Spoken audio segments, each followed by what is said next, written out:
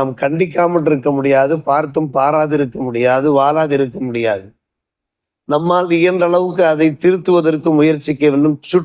தட்டி கேட்க முடியுமானால் தட்டி கேட்க வேண்டும், சுட்டி காட்ட முடியுமானால் சுட்டி காட்ட வேண்டும். நாம் அமைதியாக இருந்து விடவும் கூடாது.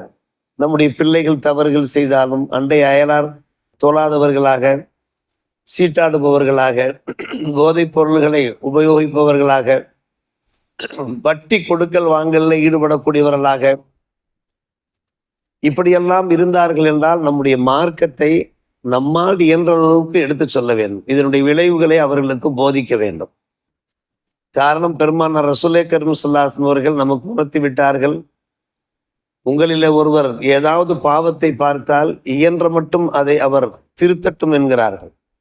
ஒன்று நாவினால் அல்லது கையினால் அல்லது மனசாலாவது வெறுக்கட்டும் என்று பெருமானார் ரசூலே கரீம் ஸல்லல்லாஹு அலைஹி வஸல்லம்